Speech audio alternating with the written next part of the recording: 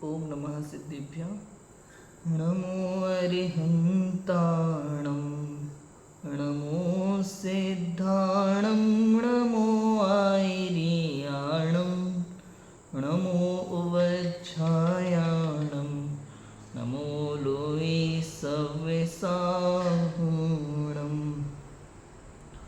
मंगलमय मंगलकरण वीतराग विज्ञान नमो ताहि जाते भय अरहंतादि महान करि मंगल करि हो महाग्रंथ करन को काज जाते मिले समाज सब पावे निज पद राज शिव उपाय करते प्रथम कारण मंगल रूप विघ्न विनाशक सुख करन नमो शुद्ध शिव भूप नमो शुद्ध शिव भूप। आचार्य कल्प पंडित तोडरमल जी द्वारा विरचित मोक्ष मार्ग प्रकाशक ग्रंथ 9वां अधिकार हमारा चल रहा है। सम्यक दर्शन के जो भेदों की चर्चा है उसमें निश्चय सम्यक व्यवहार सम्यक दर्शन क्या है और निमित्त अपेक्षा से जो सम्यक दर्शन के 10 भेद हैं उनकी चर्चा की। उसके बाद दर्शन मोह की अपेक्षा से जो सम्यक दर्शन के 3 भेद हैं, औपशमिक सम्यक्त्व, छायोपशमिक सम्यक्त्व और छायिक सम्यक्त्व, इस विषय पर हमारी चर्चा चल रही है। कल हमने देखा था औपशमिक सम्यक्त्व के 2 भेद हैं। कौन कौन से? प्रथमोपशम सम्यक दर्शन और द्वितीयोपशम सम्यक दर्शन। प्रथमोपशम सम्यक दर्शन की चर्चा हमने प्रारंभ की थी कि मिथ्यात्व गुण स्थान में, माने पहले गुण स्थान में करण द्वारा, करण माने परिणाम, परिणाम द्वारा दर्शन मोह का उपशम करके जो सम्यक्त्व उत्पन्न हो उसे प्रथमोपशम सम्यक दर्शन कहते हैं। ये प्रथमोपशम सम्यक दर्शन है, मतलब प्रथमोपशम सम्यक दर्शन मिथ्या दृष्टि को ही होगा। किसको होगा? मिथ्या दृष्टि को ही होगा। कौन सा मिथ्या दृष्टि? अनादि मिथ्या दृष्टि जो जीव है उसको जब भी सम्यक दर्शन होगा तो सबसे पहले प्रथमोपशम सम्यक दर्शन ही होगा। नियम है, ठीक है। सादी मिथ्या दृष्टि की अलग कंडीशन से उसको अपन पढ़ेंगे। सबसे पहला तो मिथ्या दर्शन, भाई ये भी समझो सम्यक दर्शन के लिए क्या क्या योग्यता चाहिए। सबसे पहली बात तो संगी पंचेंद्रिय होना बहुत जरूरी है। संगी पंचेंद्रिय जीव को ही सम्यक दर्शन होता है। पंचलब्धि पूर्वक ही सम्यक दर्शन होता है। चारों गतियों में सम्यक दर्शन हो सकता है, उनमें चारों गतियों में हो सकता है, लेकिन किसको होगा? पंचलब्धि जिसके हो चुकी हो उसी को होगा, और संगी पंचेंद्रिय जो जीव है उसी को सम्यक दर्शन हो सकता है, ठीक है। उसमें भी एक और कंडीशन किसको होगा? भव्य को ही होगा, अभव्य को और दूरांदूर भव्य को नहीं होगा, ठीक है। ये जीव और भी कंडीशन लो तो जिसके मंद कषाय के परिणाम हो तो मंद कषाय पूर्वक ही होगा, तीव्र कषाय पूर्वक नहीं होगा। मतलब समझ में आया? कषाय पूर्वक कोई सम्यक दर्शन नहीं होता, लेकिन ऐसा कोई निमित्त नैमित्तिक संबंध है कि मंद कषाय का उदय जब जीव के रहता है तो वो तत्व विचार में उपयोग सहज लगा पाता है और तब ही उसको सम्यक दर्शन प्रकट हो पाता है। ये सारी चीजें कंडीशंस मिलना चाहिए, ठीक है ना। फिर 5 समवाय मिलते हैं, योग्य निमित्त मिलता है, ऐसी बहुत सारी बातें हैं। मूल तो क्या बात है प्रथमोपशम सम्यक दर्शन के लिए कि अनादि मिथ्या दृष्टि जो जीव है, जिसको आज तक जब संसार में जब से है तब से अनादि काल से लेके आज तक जिस जीव ने एक बार भी सम्यक दर्शन प्रकट नहीं किया है, उसको जब सम्यक दर्शन होता है तो सबसे पहले प्रथमोपशम सम्यक दर्शन होता है। कि कैसे होता है? कि मिथ्यात्व दर्शन मोह की एक प्रकृति उस समय उसकी सत्ता में होती है। कौन सी? मिथ्यात्व। उसका उपशम करके, मिथ्यात्व और अनंतानुबंधी का उपशम करके उसको सम्यक दर्शन प्रकट होता है। अनंतानुबंधी चारित्र मोहनीय की प्रकृति है और मिथ्यात्व दर्शन मोहनीय की। यहाँ पे बात चल रही है दर्शन मोह की अपेक्षा सम्यक के भेद। ये हमेशा ध्यान रखो, चूंकि सम्यक दर्शन की चर्चा है ना, अनंतानुबंधी मिथ्यात्व के साथ जाती ही जाती है, उपशम उसका होता ही होता है। उसके विषय में भी इसमें आगे चर्चा करेंगे, लेकिन अभी बात केवल अपन दर्शन मोह की अपेक्षा से ही करेंगे, इसलिए अपन अनंतानुबंधी को अभी साइड में रखते हैं, बाद में उसको काम में लेंगे, ठीक है। तो देखो, मिथ्या दृष्टि गुण स्थान में, माने पहले गुण स्थान में करण अर्थात परिणाम द्वारा दर्शन मोह का उपशम करके, चूंकि उस समय एक ही है दर्शन मोह मिथ्यात्व, उसका उपशम करके जो सम्यक उत्पन्न हो उसे क्या कहते हैं, प्रथमोपशम सम्यक दर्शन। बड़ी इसी परिभाषा हो गई। अब देखो विशेष क्या है, अपन इसको थोड़ा सा लेकर के फिर आगे बढ़ेंगे। इतना विशेष है, अनादि मिथ्या दृष्टि के तो एक मिथ्यात्व प्रकृति का ही उपशम होता है, अपन ये चर्चा कर चुके, क्योंकि इसके मिश्र मोहनीय और सम्यक्त मोहनीय की सत्ता अभी नहीं है। क्योंकि ये जब तीन टुकड़े होते हैं तो कब होते हैं, प्रथमोपशम सम्यक्त्व के काल में तीन टुकड़े होते हैं। अभी जब तक प्रथमोपशम सम्यक दर्शन नहीं हुआ है, अनादि मिथ्या दृष्टि है, तब तक इसकी एक ही सत्ता है, उसी का उपशम करके ये सम्यक दर्शन प्राप्त करेगा। जब जीव उपशम सम्यक्त्व को प्राप्त हो, वहां उस सम्यक्त्व के काल में मिथ्यात्व के परमाणुओं को मिश्र मोहनीय रूप व सम्यक्त्व मोहनीय रूप परिणमित करता है, तब तीन प्रकृतियों की सत्ता होती है। क्या किया इसने, सम्यक्त्व के काल में मिथ्यात्व के जो परमाणु थे उनको कुछ को तो सम्यक्त्व मिथ्यात्व में डाल दिया माने मिश्र मोहनीय में, कुछ को सम्यक्त्व प्रकृति में डाल दिया माने सम्यक्त्व मोहनीय में डाल दिया। तो ऐसे इसके क्या हो गए, तीन टुकड़े हो गए। मन में जैसे किसी तीन भाइयों के पास पैसा है, अभी तक तीन भाई एक साथ रहते हैं, एक ही घर में, एक ही दुकान है, एक ही फैक्ट्री है, और बाद में किसी बात पर मनमुटाव हो जाता है, झगड़ा हो जाता है, तो फिर उसके भेद किए गए। समझ में 130 ये समझ लो 100 करोड़, 10 करोड़ और 1 करोड़, इस प्रकार से तीन भेद हो गए। समझ में आ गया, 100 करोड़, 10 करोड़ और 1 करोड़, कितनी संपत्ति हो गई, मतलब 111 करोड़ की संपत्ति उनके पास थी। कितनी संपत्ति थी, 111 करोड़ की संपत्ति। इन्होंने उसमें से क्या करा, 10 करोड़ तो एक को दे दिए और 1 करोड़ एक को दे दिए, इसके पास कितने बचे, 100 करोड़। इस तरह से समझना, मतलब भेद कर दिए।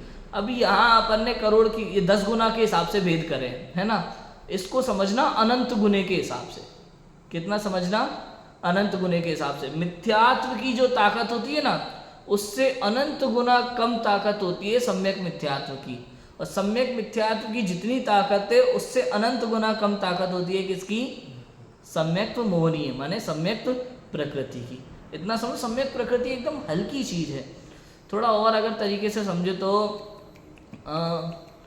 बेसन का लड्डू ले लो राजू भाई, बड़ा अच्छा होता है बेसन का लड्डू, मीठा होता है। बेसन का लड्डू आप हाथ में लो, अच्छा पूरा एक लड्डू है मिथ्यात्व की तरह, उसको उठाया और वो गिर गया तो गलती से उसके 3 टुकड़े हो गए। क्या कितने टुकड़े हो गए, 3 टुकड़े हो गए, और वो भी जहरीला लड्डू। कैसा लड्डू राजू भाई, बेसन का लड्डू जहर वाला। 3 टुकड़े हो गए। कैसे 3 टुकड़े हो गए, एक तो पूरा इतना बड़ा हिस्सा पूरा का पूरा, एक चौथाई से भी थोड़ा कम उतना हिस्सा, और एक वो जिसमें बेसन के लड्डू के 5-6 परमाणु हो, समझ में आ गया, उतना छोटा, इतना छोटा लड्डू। तो वो बिल्कुल सबसे छोटा है ना, वो तो है सम्यक तो प्रकृति।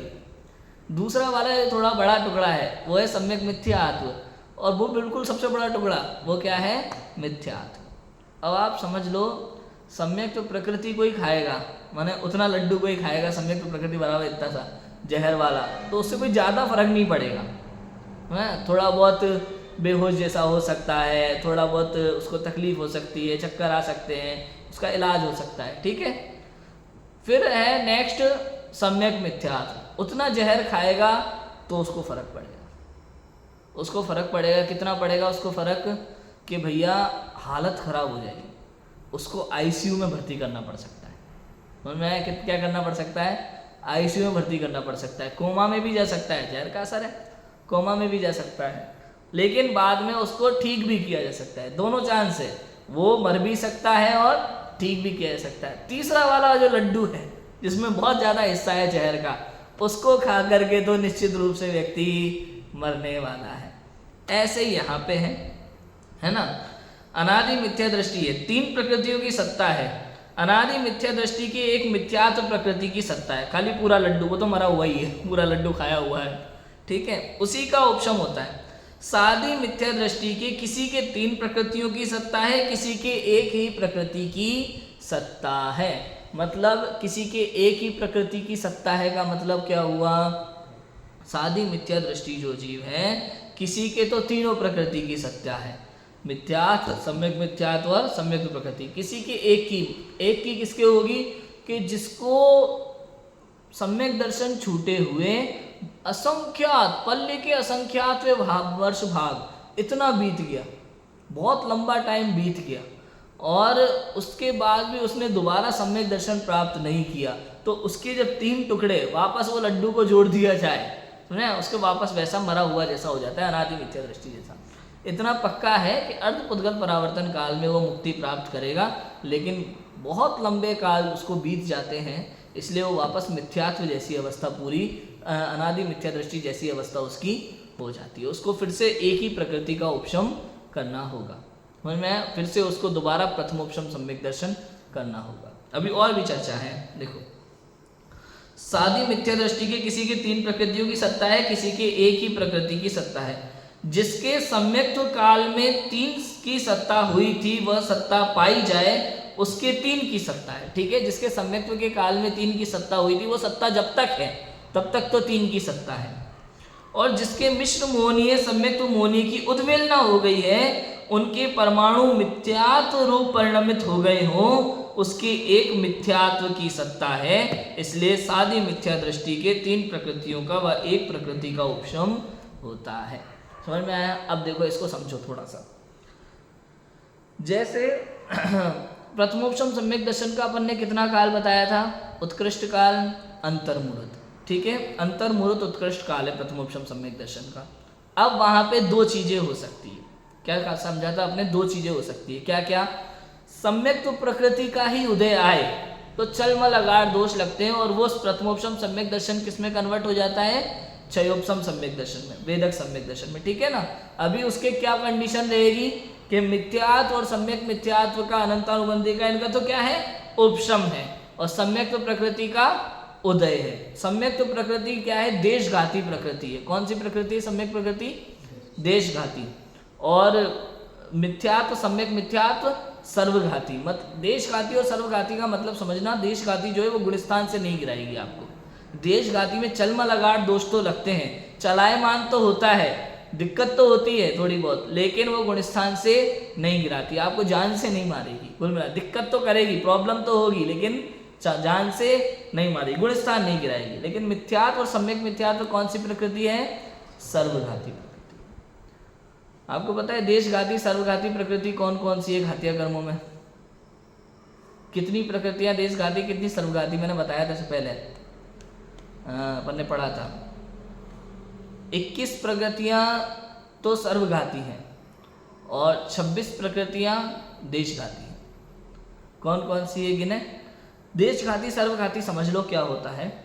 सर्वघाती माने जो पूर्ण रूप से घात करे, पूर्ण रूप से घात करे, और वो प्रकृति खत्म होने पर पूर्ण रूप से गुण प्रकट हो जाए। समझ में आया?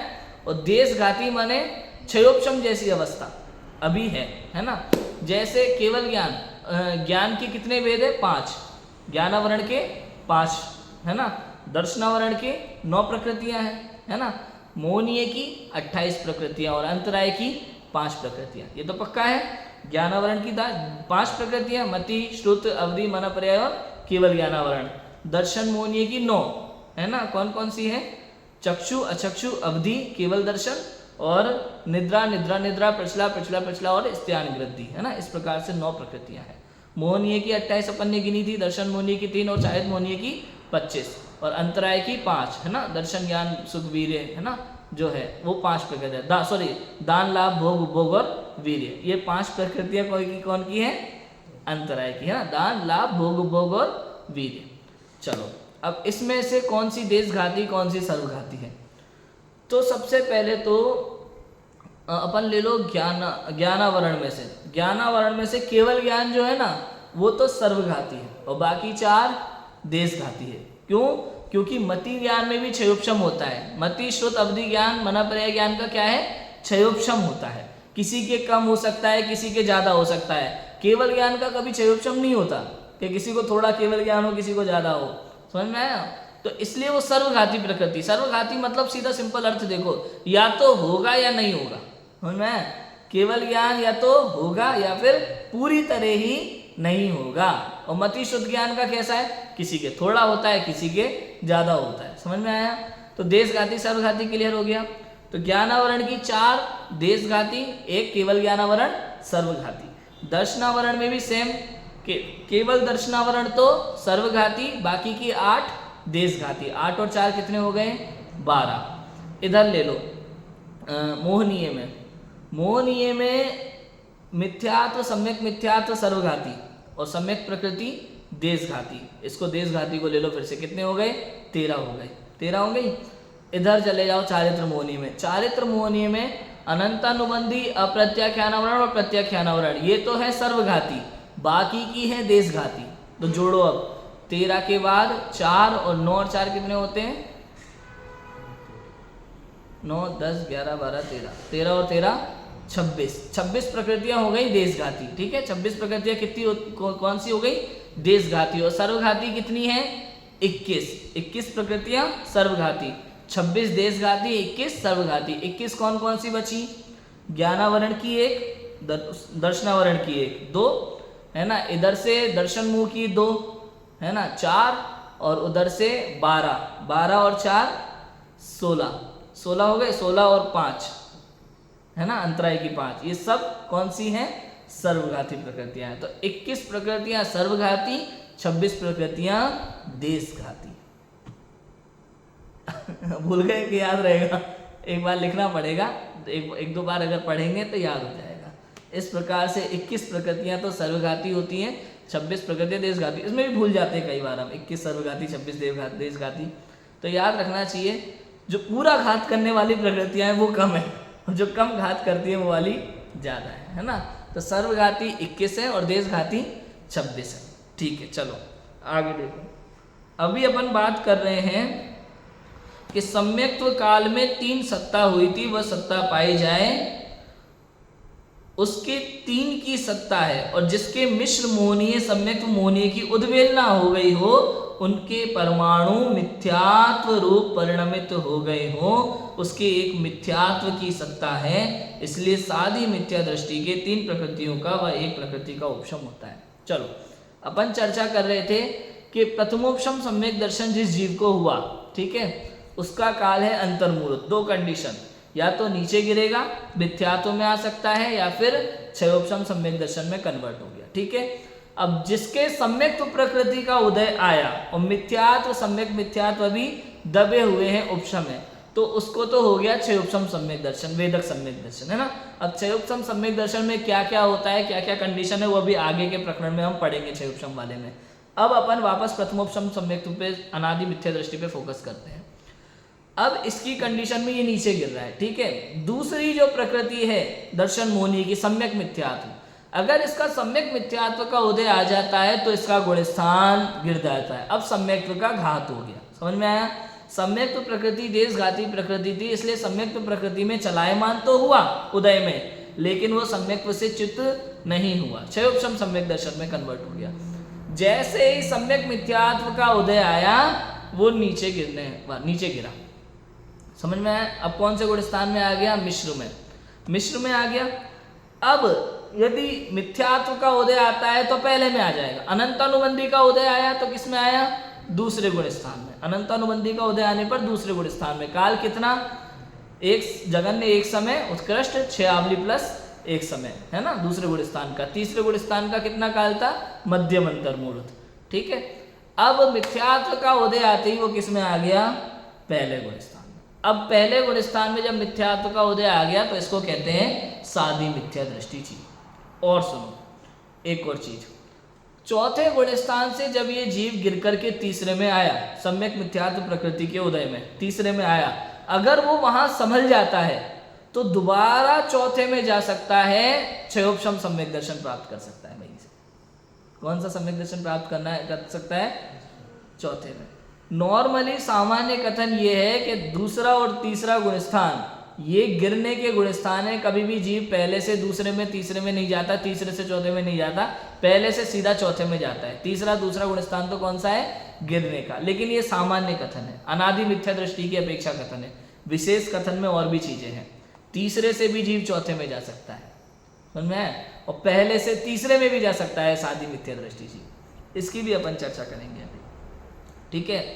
वापस अभी किसकी बात की अपन ने कि जो गिरा सम्यक मिथ्यात्व गुण स्थान में आया, तीसरे में वापस संभल गया तो तुरंत चौथा गुण स्थान प्राप्त कर लेता है और क्षयोपशम सम्यक दर्शन प्राप्त कर लेता है। कैसे? एक उदाहरण के माध्यम से अपन समझते हैं थोड़ा सा।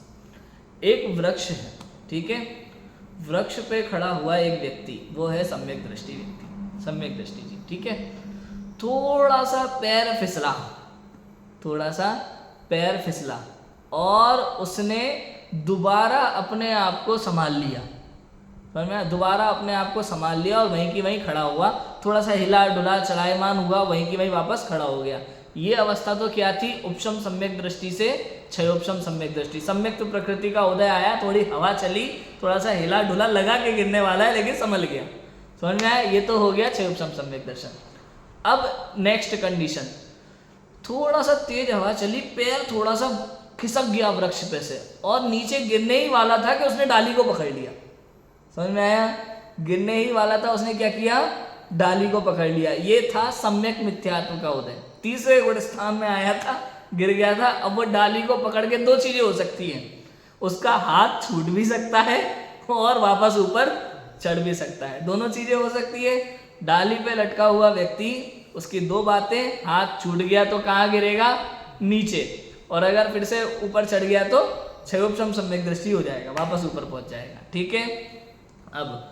अब उसका हाथ छूट गया, क्षयोपशम सम्यक दर्शन तो हो गया है ना, अगर चढ़ गया तो, लेकिन नहीं चढ़ा, हाथ छूट गया तो हाथ छूटने से जमीन पर आएगा, जब तक जमीन पर आएगा, डाली का हाथ छूटा और जमीन पर आया, इस बीच के काल को कहते हैं सासाधन सम्यक, दूसरा गुण स्थान, समझ में? और जमीन पे आते ही पहला गुण स्थान मिथ्यात्व। क्लियर है? मतलब दूसरे गुण स्थान का काल कितना? हवा में रहने जितना, जितने देर तक वो हवा में है उतना। समझ में आ गया? मुझे तो ये समझ में नहीं आया आज तक कि न्यूटन ने इसकी खोज कैसे करी। न्यूटन की जो बात चलती है गुरुत्वाकर्षण की, मतलब यार अजय भाई एक बात बताओ, सेब आसमान से गिरा और तुमने सूत्र लगा दी है, समझ में नहीं आया? अनादिकाल से ये सब चीजें हो रही है, इनकी जरूरत नहीं थी न्यूटन की, वास्तव में कोई बड़ा काम नहीं था, अपने मन मर्जी की चीजें। तो समझ में आया? पहले गुण स्थान में आ गया साधी मिथ्या दृष्टि जी। अब ये जीव दोबारा सम्यक दर्शन प्राप्त करेगा तो क्या करेगा? तीन टुकड़े हैं इसके, इन तीन टुकड़ों को दबाएगा, समझ में आया? दबा सकता है कि नहीं? अभी ये बार बार क्या करेगा? ये तीन टुकड़े ना, इसमें मिथ्यात्व को दबाएगा, सम्यक्त्व को दबाएगा और सीधा चौथा गुण स्थान प्राप्त करेगा। सम्यक्त्व प्रकृति का उदय इसको रहेगा अभी तीन टुकड़ों में। अभी ये प्रथमोपशम सम्यक दर्शन प्राप्त नहीं करेगा। कौन सा प्राप्त करेगा? क्षयोपशम सम्यक दर्शन प्राप्त करेगा। कब तक प्राप्त नहीं करेगा दोबारा प्रथमोपशम? कि जब तक असंख्यात वर्ष नहीं बीत जाते। अब इसमें भी क्या होता है पता है? देखो, पल्ले का असंख्यातवा भाग, मतलब असंख्यात वर्ष जब इसको बीत जाते हैं, हो जाते हैं पूरे, तब क्या होता है कि अभी इसकी उद्वेलना चालू हो गई। लिखा ना, देखो क्या लिखा? जिसके मिश्र मोहनीय और सम्यक्त्व मोहनीय की उद्वेलना हो गई हो, उनके परमाणु मिथ्यात्व रूप परिणमित हो गए, उसके एक मिथ्यात्व की सत्ता है। ये तो वहां की बात है, लेकिन तब तक जब ये गिर के साधी मिथ्या दृष्टि में आया तो क्या हुआ कि सम्यक्त्व मोहनीय की उद्वेलना शुरू हो गई। सम्यक मिथ्यात्व और सम्यक मोहनीय दोनों की उद्वेलना शुरू हो गई। किसमें शुरू हो गई? मिथ्यात्व में। उद्वेलना का मतलब ये जो सम्यक मिथ्यात्व के परमाणु थे और ये जो सम्यक प्रकृति के परमाणु थे, ये सब मिथ्यात्व रूप परिणमित होने लगे। मतलब ये होने लगा कि वो जो तीन भाई थे जिन्होंने बंटवारा कर लिया था, जम नहीं रही थी, तो सबसे पहले तो छोटा भाई 1 करोड़ वाला 10 करोड़ वाले से हाथ मिलाने पहुंच गया और धीरे धीरे मिलने की कोशिश कर रहा है। और 10 करोड़ वाला भी सोच रहा है 100 करोड़ वाले से थोड़ा बहुत मुनाफा हो जाए, तो ये तीनों मिलने की सोच, लेकिन इसमें बहुत टाइम लग रहा है, मन मुटाव अभी चालू है, इसलिए एक होने की कोशिश तो है लेकिन बहुत टाइम लग रहा है। अब देखो, अब असंख्यात वर्ष बीत जाते हैं, लेकिन तब भी सम्यक्त्व प्रकृति की उद्वेलना पूरी नहीं हुई। अभी तक काम चालू है लेकिन उद्वेलना पूरी हुई नहीं है, इतना टाइम होने के बाद भी। तो तब तक तो ये जीव अगर दोबारा सम्यक दर्शन प्राप्त करता है तो कौन सा प्राप्त करेगा? क्षयोपशम प्राप्त करेगा। लेकिन असंख्यात वर्ष बीत गए, असंख्यात वर्ष बीत गए, सम्यक मोहनीय की उद्वेलना अभी चालू है, तो भी ये जीव दोबारा प्रथमोपशम सम्यक दर्शन प्राप्त कर सकता है। मतलब ये जरूरी नहीं है कि इसके 3 टुकड़े वापस एक हो जाए तभी दोबारा प्रथमोपशम प्राप्त करे। एक बार असंख्यात वर्ष बीत जाते हैं ना, तो उसके बाद दोबारा ये प्रथमोपशम सम्यक दर्शन प्राप्त कर सकता है, तीनों को दबा करके, है ना। अभी देखो, सम्यक मोहनीय की उद्वेलना होती है सम्यक मिथ्यात्व में, सम्यक मिथ्यात्व की उद्वेलना होती है मिथ्यात्व में। जब ये एक टुकड़ा हो जाए तब इस जीव को दोबारा फिर क्षयोपशम सम्यक दर्शन नहीं होगा, पहले दोबारा प्रथमोपशम सम्यक दर्शन ही होगा। समझ में आ गया कि नहीं आ गया? ऐसा इसका नियम है। अभी देखो, उद्वेलना हो गई, उनके परमाणु मिथ्यात्व रूप परिणमित हो गए हो, उसके एक मिथ्यात्व की सत्ता है, इसलिए सादी मिथ्या दृष्टि के 3 प्रकृतियों का व एक प्रकृति का उपशम होता है। ठीक है, मतलब कुछ सादी मिथ्या दृष्टि जीव को यदि कुछ समय ही हुआ है तब तो दोबारा क्षयोपशम सम्यक दर्शन प्राप्त कर सकता है, 2 प्रकृतियों की सत्ता को दबा करके ना, मिथ्यात्व सम्यक मिथ्यात्व को दबा करके, और सम्यक प्रकृति का उसके उदय चालू रहेगा और क्षयोपशम सम्यक दर्शन वो प्राप्त कर सकता है। दूसरा क्या है कि असंख्यात वर्ष बीतने के बाद 3 प्रकृतियां सत्ता में होने पर भी तीनों को दबा करके प्रथमोपशम सम्यक दर्शन प्राप्त करेगा, और जब एक प्रकृति हो जाएगी मिथ्यात्व अकेला, तब उस मिथ्यात्व को दबा करके एक प्रकृति को ही दबा करके प्रथमोपशम सम्यक दर्शन प्राप्त करेगा। ये इस प्रकार से इसका नियम है। अब देखो उपशम क्या, अब यहाँ पे उपशम समझाते हैं। उपशम क्या है? इतनी सारी बात करने के बाद अब हमें पता चलेगा कि उपशम क्या है। उपशम क्या सो कहते हैं, अनिवृत्तीकरण में किए अंतकरण विधान से जो सम्यक्त्व के काल में उदय आने योग्य निषेक थे उनका तो अभाव किया, उनके परमाणु अन्य काल में उदय आने योग्य रूप निषेक रूप किए, तथा अनिवृत्तीकरण में ही किए उपशम विधान से जो उस काल के पश्चात उदय आने योग्य निषेक थे वे उदीर्णा रूप होकर इस काल में उदय ना आ सके, ऐसे किए। समझ में आया? क्योंकि उपशम तो हम समझ गए दबाना, लेकिन यहाँ जो सम्यक दर्शन में उपशम हो रहा है, आखिर उस उपशम में होता क्या है वो यहाँ बता रहे उपशम क्या है। ये भी अपन पढ़ चुके रजभाई, देखा जाए तो कहाँ पढ़ चुके, वही अनिवृत्तीकरण के प्रकरण में पंचलब्धि में। फिर से अपन पढ़ते हैं। देखो, अनिवृत्तीकरण में किए अंतरकरण विधान से, ये अंतरकरण विधान क्या है बताओ? करण माने तो परिणाम, अंतर माने क्या? अंतर माने हाँ नहीं, यहाँ अंतर माने है भेद, गैप। अंतर माने गैप, अपन ने पढ़ा था ना। देखो परिभाषा पढ़ते हैं ताकि आपको याद आ जाएगा पूरा। पहले का पेज नंबर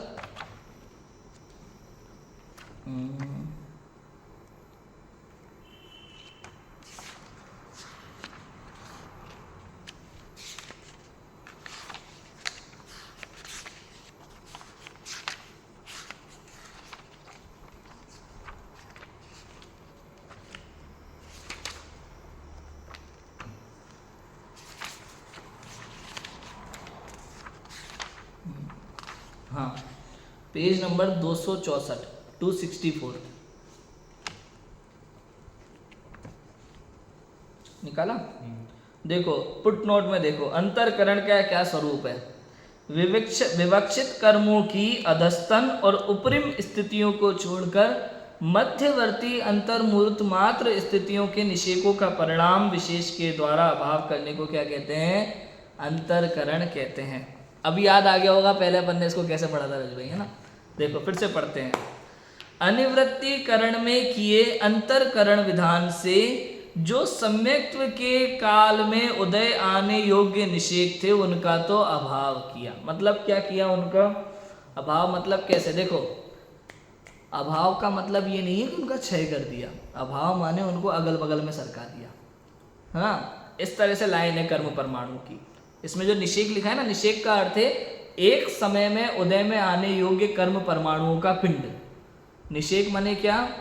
एक समय में बहुत सारे कर्म बंदे एक साथ बहुत सारे कर्म उदय में चलते हैं ना, तो एक समय में एक साथ उदय में आने वाले कर्म परमाणुओं का जो पिंड होता है उसको कहते हैं निषेक। यहाँ हर शब्द का अलग अलग मीनिंग है भैया, इसलिए बहुत समझना पड़ता है, वरना बात इधर की उधर हो जाती है। तो अनिवृत्तीकरण में किए अंतरकरण विधान से सम्यक्त्व के काल में उदय आने योग्य जो निषेध थे। जिस समय सम्यक दर्शन प्रकट हो रहा है, अंतर्मुहूर्त के काल रहे, जिस समय सम्यक दर्शन प्रकट हो रहा है, उस काल में जो उदय आने वाले परमाणु थे ना, उनका क्या कर दिया, अंतरकरण विधान किया। अंतरकरण विधान माने वहां से जगह खाली करके कुछ को तो ऊपर सरका दिया और कुछ को नीचे सरका दिया और बीच में क्या कर दी, जगह बना दी। ठीक है, यहां पे इस चीज को कैसे लिखा है, पेज नंबर 264 पे देखो।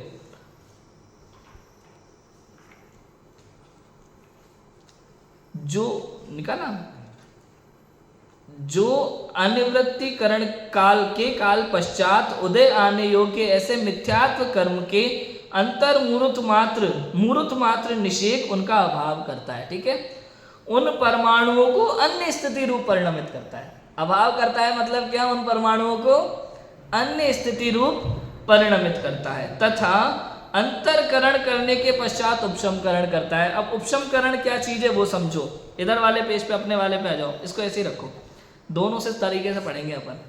देखो यहाँ क्या है, सम्यक्त्व के काल में उदय आने योग्य निषेध थे, उनका तो क्या किया, इधर उधर करके, है ना, अन्य स्थिति रूप परिणमित कर दिया उनको। कुछ जो है भविष्य में आ जाएंगे, कुछ पहले ही उदय में आकर के, सम्यक्त्व होने के पहले ही कुछ उदय में आके चले जाएंगे, और कुछ क्या है, अब जितने काल तक सम्यक्त्व रहेगा उसके बाद उदय में आएंगे, उस बीच में उदय में नहीं आएंगे, है ना। जो इस काल में उदय आने योग्य परमाणु होते हैं, तो उनका अंतरकरण किया। नेक्स्ट प्रक्रिया होती है उपशमकरण। वो क्या कहलाता है, उसकी परिभाषा पढ़ो। उनका तो अभाव किया, उनके परमाणु अन्य काल में उदय आने योग्य निषेध रूप किए। यहां भी वो लाइन लिख दी, अन्य काल में उदय में आने योग्य निषेध रूप किए तथा अनिवृत्तिकरण में ही, है ना, ये अदयकरण, अपूर्वकरण और अनिवृत्तिकरण जो होता है ना, तो अनिवृत्तिकरण का जो समय चल रहा है, उस समय में ये सारी घटनाएं घट रही हैं अपने आप घट रही है। मतलब ये जीव तो तत्व विचार कर रहा है, आत्मा का विचार कर रहा है, और ये सब घटनाएं अंदर ही अंदर अपने आप चल रही है कर्मों में। तथा अनिवृत्तिकरण में ही उपशम विधान से जो उस काल के पश्चात उदय आने योग्य निषेध थे, वे उदीर्ण रूप होकर इस काल में उदय ना आ सके, ऐसे किए। समझ में आ गया लाइन पढ़ के? क्या समझ में आया कि वे परमाणु, उदीर्णा पढ़ी थी ना अपन ने, क्या नाम है उनसे, चर्चित भैया से। उदीर्णा मतलब जो परमाणु, जो कर्म उदय में आने वाले थे 10 साल बाद, लेकिन उदीर्णा होकर के आज ही समय के पहले जो उदय में आ जाए, उसे क्या कहते हैं, उदीर्णा। तो कुछ परमाणु, अब उपशमकरण किनका किया था कि जो परमाणु इस सम्यक्त्व का जो मूर्त काल है, उस काल में उदय आने वाले थे, पहले से उनकी स्थिति ऐसी थी कि वो इस काल में उदय आने वाले, तो उनको तो क्या किया कि कुछ को तो पीछे ले गए कि बाद में उदय में आए, और कुछ को ऊपर सरका दिया, पहले ही निकल जाओ सम्यक दर्शन के आने के पहले। ठीक है, और बीच में जगह बनाती उतनी। अब कहीं कोई कर्म उदीर्ण होकर यहाँ सम्यक दर्शन बैठा उसी के सामने ना आ जाए, उसके लिए करते हैं उपशमकरण विधान। अब कैसे कैसे विधान होते हैं, अपन ने रजभाई आज तक कौन कौन से विधान किए बताओ।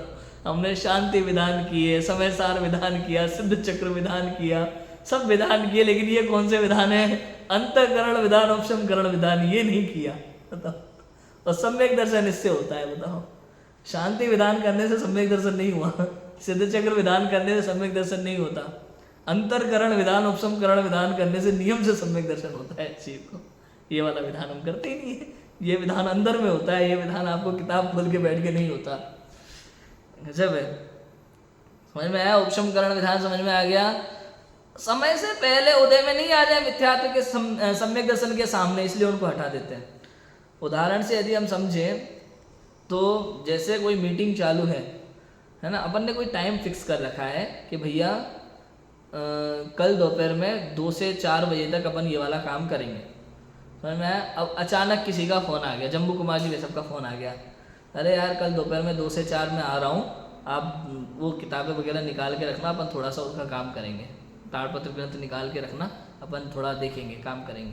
ठीक है भाई साहब। अब मेरा जो 2 से 4 मैंने काम करने का सोच रखा था, उसको मैं क्या कर दूंगा, पेंडिंग, बाद में करूँ। कुछ या तो अभी कर लूँगा या फिर कुछ बाद में कर लूँगा। आज ही ओवर टाइम करके थोड़ा खत्म कर लेंगे, थोड़ा आप जम्मू कुमार जी वे सब के बात करेंगे। ये तो हो गया क्या, अंतरकरण।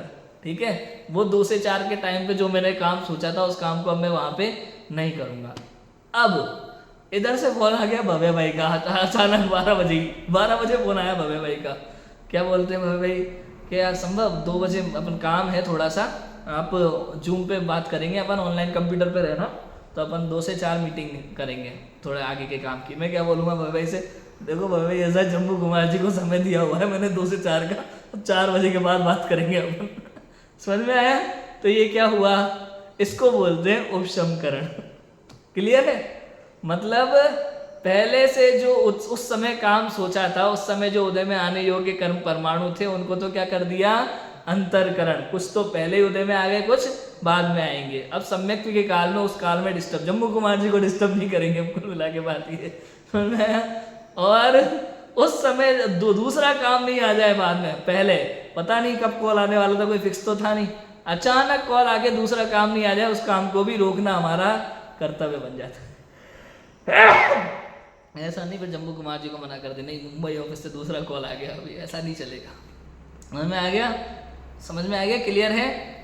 तो अंतरकरण और उपशमकरण दोनों विधान होंगे। इधर भी पढ़ लो, इधर क्या लिखा है, अंतरकरण करने के पश्चात उपशमकरण करता है। अंतरकरण द्वारा अभाव किए हुए निषेधों के ऊपर वाले जो मिथ्यात्व के निषेध के, उनको तो उदय आने योग्य बना देता है। इत्यादि क्रिया द्वारा अनिवृत्तिकरण के अंत समय में अनंतर जिन निषेधों का अभाव किया था उनका काल आए, तब निषेधों के बिना उदय किसका आएगा? इसलिए मिथ्यात्व का उदय न होने से सम्यक दर्शन की प्राप्ति होती है। वापस इधर ही आ जाओ, वहां ये कह दिया मिथ्यात्व के सारे परमाणुओं का काम कर दिया ना, कुछ पहले उदय में आने योग्य बना दिया और कुछ बाद में, और कुछ का क्या कर दिया, उदीर्ण होकर उदय में ना आ जाए ऐसा उनको वहीं दबा दिया, उपशम कर दिया। इसको बोलते हैं उपशमकरण। ठीक है? अब उस पीरियड में, जिस पीरियड में सम्यक दर्शन होना है, उस पीरियड में मिथ्यात्व का कोई परमाणु दिखाई नहीं देगा, इसी का नाम है प्रथमोपशम सम्यक दर्शन। ऐसा है। फिर से पढ़ते हैं, देखो, अनिवृत्तिकरण में किए अंतरकरण विधान से जो सम्यक्त्व के काल में उदय आने योग्य निषेध थे उनका तो अभाव किया, उनके परमाणु अन्य काल में उदय आने योग्य निषेध रूप किए। ठीक है? अन्य काल में उदय में आने योग्य, अन्य काल में आएंगे, इस पीरियड में नहीं आएंगे जिस पीरियड में जम्मू कुमार जी मतलब सम्यक दर्शन बैठा हुआ है।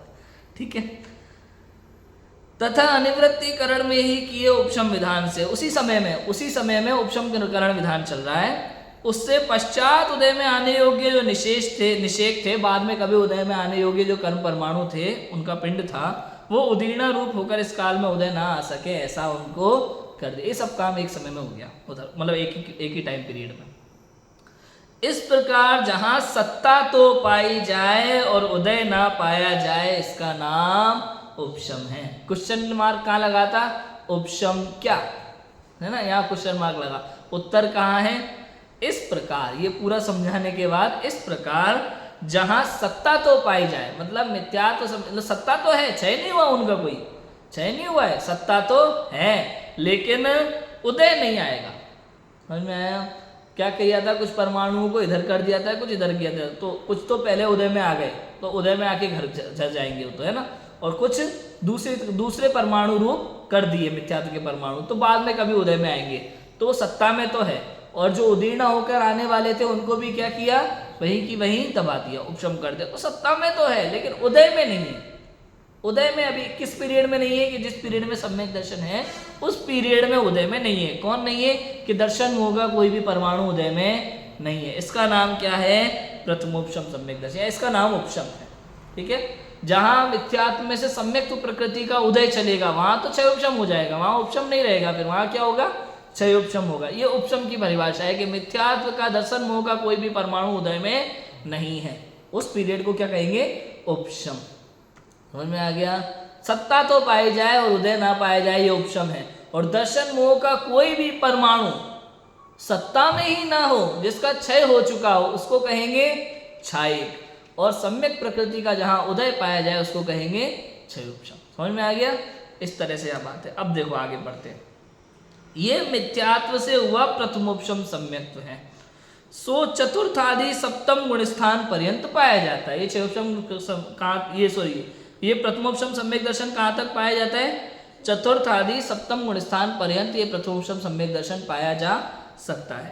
तथा उपशम श्रेणी के सन्मुख होने पर सप्तम गुण स्थान में क्षयोपशम सम्यक्त्व से जो उपशम सम्यक्त्व हो उसका नाम द्वितीयोपम सम्यक्त्व है। यहाँ देखो एक और चीज समझो, मिथ्यात्व से हुआ प्रथमोपम सम्यक्त्व ना, चतुर्थादि सम्यक्त्व गुण स्थान पर पाया जाता है। कैसे पाया जाता है कि मान लो कोई अनादि मिथ्या दृष्टि जीव है, उसको सम्यक दर्शन प्राप्त करना है, तो उसको चौथा भी हो सकता है, पांचवा भी हो सकता है और सातवां गुण स्थान भी हो सकता है। एक साथ हो सकता है कि नहीं हो सकता, बताओ। यही पंचलब्धि पूर्वक यदि बाय में मुनि वेशे और 28 मूल गुणों का निर्तिचार पालन चल रहा है, ऐसा जीव जब तत्व विचार पूर्वक उद्यमी होता है और यदि तीव्र पुरुषार्थी होता है तो उसके पंचलब्धि भी होती है। और ये केवल फिर इसका नहीं करता है दर्शन मोह का, ये चारित्र मोह में से भी अनंतानुबंधी, अप्रत्याख्यान और प्रत्याख्यान, इन सबको भी साथ में दबाता हुआ सीधा सातवें गुण स्थान में पहुंच जाता है। तो इसको बोलेंगे उपशम। और उस पीरियड काल में, जितने काल में ये सम्यक दर्शन रहेगा, उस पीरियड काल में फिर इन सबका उदय नहीं होगा। समझ में आया? इसको बोलेंगे उपशम। तो ये प्रथमोपम सम्यक दर्शन फिर वो छठवें गुण स्थान में भी आ जाता है। हालांकि प्रथमोपम सम्यक दर्शन का कितना काल है? उत्कृष्ट अंतर्मुख। उसके बाद वो छयोपम में कन्वर्ट होगा। लेकिन इसकी सत्ता कहाँ तक पाई जा सकती है? चौथे में भी हो सकता है, पांचवें में भी और सातवें में भी। इस प्रकार प्रथमोपम सम्यक दर्शन होता है।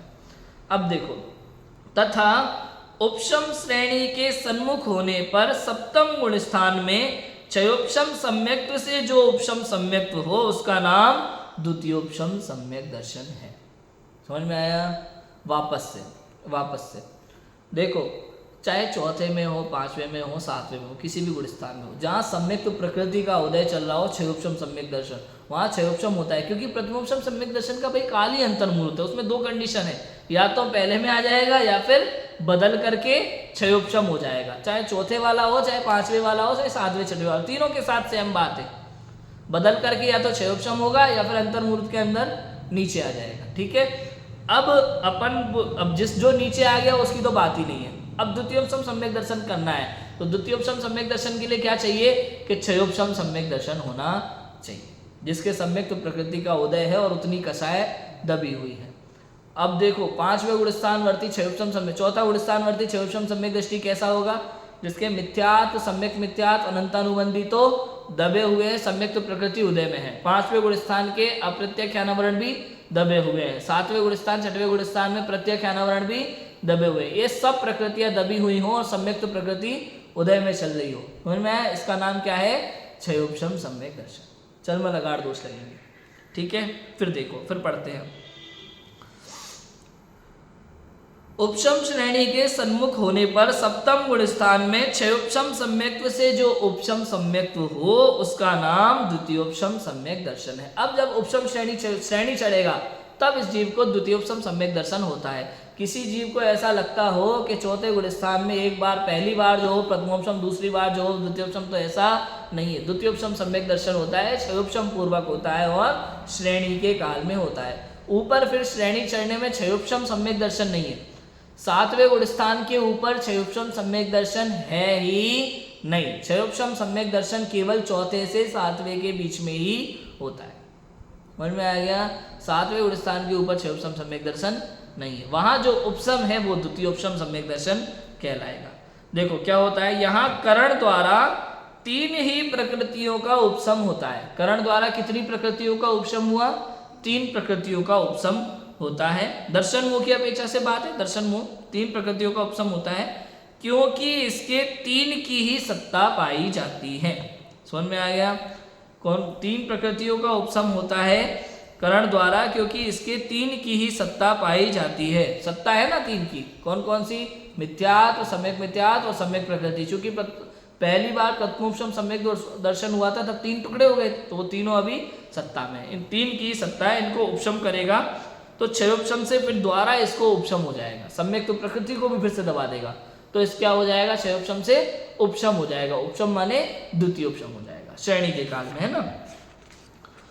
क्योंकि इसके 3 की, यहाँ भी अंतरकरण विधान से व उपशम करण विधान से उनके उदय का अभाव करता है, वही उपशम है। यहाँ भी सेम प्रक्रिया चलेगी अंतरकरण और उपशम करण की, कि आप उतने काल में, जितने काल में ये उपशम श्रेणी में रहेगा उतने काल में ये उदय में नहीं आए। सो ये द्वितीयोपम सम्यक्त्वादि 11वें गुण स्थान पर्यंत होता है।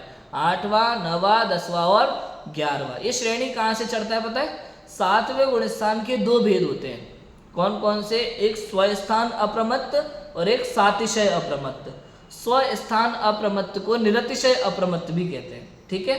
तो निरतिशय और सातिशय अप्रमत्त कहो या स्वस्थान अप्रमत्त और सातिशय अप्रमत्त कहो। तो जो 7वें 6वें गुणस्थान में मुनिराज झूलते हैं ना, इसको तो कहते हैं स्वप्रमत्त स्वस्थान अप्रमत्त गुणस्थान, 7वां गुणस्थान है ना, यहाँ झूलते रहते हैं, या फिर निरतिशय अप्रमत्त, है ना।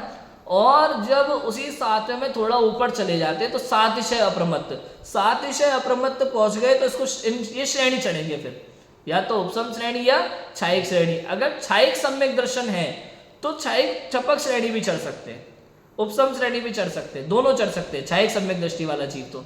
लेकिन क्षयोपसम सम्यक दृष्टि वाला जीव चपक श्रेणी नहीं चढ़ सकता, वो क्या करेगा? उपसम श्रेणी चढ़ेगा, ठीक है। अब देखो आगे और समझो। अब 11वें गुणस्थान तक पहुंच करके नियम ये है कि वो नियम से नीचे गिरेगा ही गिरेगा। गिर करके जैसे पहाड़ पे से आपने देखा होगा ना, लोग गिरते हैं, हीरो हीरोइन लोग गिरते हैं, थोड़ा करके एक पत्थर पकड़ा, फिर गिरा, फिर दूसरा पकड़ा, फिर गिरा, तीसरा पकड़ा, ऐसे 11वें से 10वां 9वां 8वां 7वां 6वें तक तो आएंगे ही आएंगे, है ना। तो 6वें तक संभल गए, जैसे सीढ़ी से गिरते हैं ना, एक तरफ से थोड़ा बीच में संभल गए, मतलब 6वें तक संभल गए तो संभल गए, नहीं तो 5वें में भी गिर सकते हैं और चौथे में भी गिर सकते हैं। अब सुनो, यदि छायिक सम्यक दृष्टि है तो चौथे से नीचे नहीं गिरेगा फिर, क्यों? क्योंकि उसके वो मिथ्यात्व दर्शन मोह की सत्ता ही नहीं है ना। छायिक सम्यक दृष्टि तो चौथे से नीचे कभी गिरेगा ही नहीं। लेकिन यदि उपसम सम्यक दृष्टि था, उपसम सम्यक द्वितीय उपसम सम्यक दर्शन प्राप्त किया था, तो वो सीधा नीचे गिरेगा। 6वें में भी आ सकता है, 5वें में भी, चौथे में भी, और तीसरे दूसरे पहले तक पहुंच सकता है आराम से। लेकिन छायिक भी गिरेगा, छायिक भी गिर सकता है ना। छायिक सम्यक दृष्टि यदि उपसम श्रेणी चढ़ता है तो उपसम श्रेणी से 11वें तक पहुंच करके भी नीचे गिर करके चौथे गुण स्थान तक आ सकता है। चपक श्रेणी में जो जीव चढ़ गया वो कभी नहीं गिरता, समझ में आया? चपक श्रेणी जो जीव चढ़ रहा है वो तो कभी नहीं गिरेगा, क्योंकि चपक श्रेणी वाला कर्म प्रकृतियों को दबाता हुआ नहीं जा रहा है, वो क्षय करता हुआ आगे बढ़ रहा है। लेकिन छायिक सम्यक दृष्टि जब उपसम श्रेणी चढ़ रहा है तो क्या कर रहा है? उपसम श्रेणी चढ़ते समय वो द्वितीयोपसम सम्यक दर्शन करता है। किसके लिए? वो चारित्र मोहनीय की जो बची हुई प्रकृतियां हैं, संज्वलन आदि जो है, उन सबका उपशम करता हुआ आगे बढ़ता है, समझ में आया? और फिर वो वापस उदय में आती है तो वापस नीचे गिरता है, समझ में आया? छायिक सम्यक दृष्टि क्या करता है? ये वाला जीव है, कौन सा? छायिक सम्यक दृष्टि। दो चीजें देखो, छायिक सम्यक दृष्टि के कौन कौन है अभी सत्ता में? दर्शन मोह चला गया पूरा, अनंतानुबंधी चला गया, ठीक है। अब बची कितनी? वो प्रत्याख्यान और अप्रत्याख्यान संयोजन, ये सब बचा है ना। तो ये छायिक सम्यक दृष्टि अगर उपसम श्रेणी चढ़ता है तब तो इन प्रकृतियों को दबाता हुआ जाएगा, बची हुई प्रकृतियों को दबाता हुआ जाएगा, तो वापस उदय में आने पे वापस गिरेगा। तो ज्यादा से ज्यादा कौन सी उदय में आएगी? अप्रत्याख्यान आवरण, तो चौथे में आ जाएगा। अनंतानुबंधी तो उदय में आएगा नहीं, उसके दर्शन मोह उदय में आएगा ही नहीं, क्योंकि वो तो क्षय हो चुका है, तो वो चौथे तक ही रहेगा, समझ में आ गया? लेकिन क्षयोपसम सम्यक दृष्टि जीव है, उसके क्या है अभी व्यवस्था? उसके प्रकृतियां सत्ता में है, दबी हुई है ना, सम्यक प्रकृति उदय में थी। अब ये क्या करेगा? जब ये ऊपर चढ़ेगा श्रेणी तो ये सम्यक तो प्रकृति को भी दबाएगा, और किस किस को दबाएगा? अप्रत्याख्यान, अनंतानुबंधी, है ना, इन सबको दबाता हुआ वो बची हुई प्रकृतियों को दबाता हुआ 11वें गुण स्थान तक पहुंच सकता है, पूर्ण वितरागी हो सकता है, समस्त कषायों को दबा देगा, और उसके अंतर मूर्त में वापस सबके सब उठ के खड़े हो जाएंगे। नहीं समझ में आया? अभिमन्यु ने जो चक्रव्यूह तोड़ा था ना, उसने क्या किया था पता है? सभी को चक्रव्यूह में घुसना तो आ गया, उसने क्या किया? सभी सैनिकों को बेहोश करता हुआ आगे जा रहा था अपने तीर से, और जैसे अंदर पहुंचा वापस के वापस सारे सैनिक होश में आ गए और खड़े हो गए। ऐसे ही है, उपसम श्रेणी वाला कर्म प्रकृतियों को बेहोश करता हुआ आगे जा रहा है, वहां तक पहुंचता है, वापस खड़े हो जाते हैं, फिर नीचे आ जाता है। छायिक सम्यक दृष्टि बेहोश करता हुआ नहीं जा रहा, वो इन कर्मों को सत्यानाश करते हुए जा रहा है, हटाता हुआ जा रहा है, बिल्कुल सत्ता से खत्म करता हुआ जा रहा है, समझ में? ऐसा है, तो इसलिए वो कभी नीचे नहीं गिरता, नहीं, चपक श्रेणी वाला कभी नीचे नहीं गिरता। क्लियर है? इतनी बात। अब देखो क्या, गिरते हुए किसी के छठे, पांचवें और चौथे में भी रहता है, ऐसा जानना, समझ में आया? द्वितीयोपसम सम्यक पादी 11वें गुण स्थान पर्यंत होता है, और गिरते हुए किसी के छठे, पांचवें और चौथे में भी द्वितीयोपसम सम्यक दर्शन पाया जा सकता है। ठीक है, फिर वापस उसके जब सम्यक प्रकृति का उदय आ जाए तो वापस कौन सा हो जाता है, वेदक सम्यक, फिर से क्षयोपम सम्यक दर्शन हो जाता है। और अगर कुछ और उदय में आ गया तो फिर से वो फिर नीचे गिरने की प्रक्रिया वैसी की वैसी रहेगी। एक बार गिरेगा तो दूसरी बार भी गिरेगा। हाँ देखो, इसके लिए इतना नियम है श्रेणी चढ़ने में, उपसम श्रेणी जीव ज्यादा से ज्यादा 4 बार चढ़ सकता है। कितनी बार चढ़ सकता है, 4 बार जीव नियम से उपसम श्रेणी, अधिक से अधिक, अधिक जरूरी नहीं है 4 बार चढ़े, लेकिन अधिक से अधिक 4 बार चढ़ सकता है। उसमें भी नियम ये कि एक भव में 2 ही बार चढ़ सकता है। तो ये जीव क्या कर सकता है, अभी किसी ने, कोई मुनिराज हैं तो एक बार उपसम श्रेणी चढ़ गए, गिर गए, दोबारा उपसम श्रेणी चढ़ सकते हैं, फिर गिर सकते हैं, लेकिन अब तिबारा नहीं चढ़ेंगे, अब या तो छायिक चढ़ेंगे, छपक श्रेणी चढ़ेंगे। ठीक है, नहीं चढ़ पाते तो स्वर्ग वगैरह में जाएंगे, फिर दोबारा किसी दूसरे भव में मुनि बन करके फिर अगर दोबारा चढ़ते, उपसम श्रेणी चढ़ते तो एक बार 2 बार चढ़ सकते, फिर उसके बाद नियम से छपक ही चढ़ेंगे। ऐसा कम से कम एक भव में 1 बार भी चढ़ सकते हैं, 2 बार भी चढ़ सकते हैं, और अधिक से अधिक 4 छपक श्रेणी, लेकिन एक भव में केवल 2 बार ही उपसम श्रेणी चढ़ सकते हैं। समझ में है, उपसम श्रेणी एक भव में अधिक से अधिक 2 बार चढ़ सकते हैं और 1 बार भी चढ़ सकते हैं, और छपक श्रेणी चढ़ सकते हैं फिर बाद में।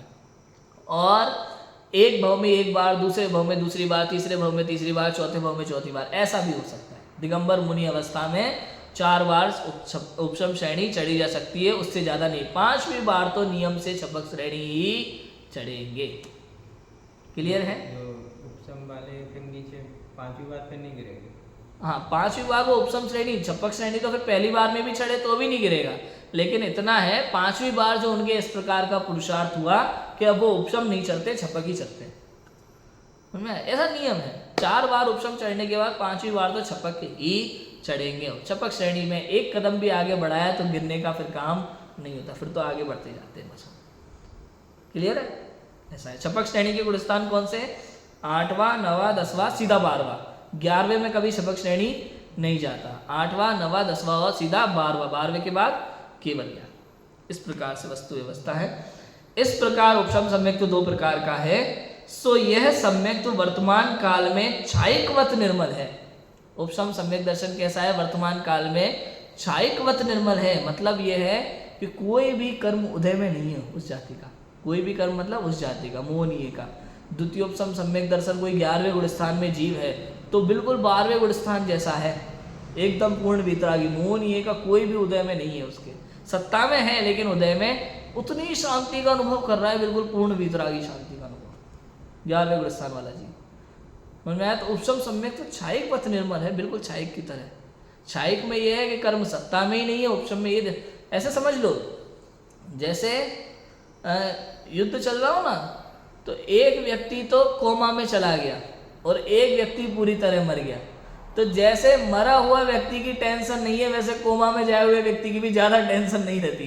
क्यों? क्योंकि कोमा में डॉक्टर क्या कहता है, भाई आज भी उदय में आ सकता है, और कहो तो 100 वर्ष 200 वर्ष बाद भी उदय में ना आए, मतलब होश में ना आए।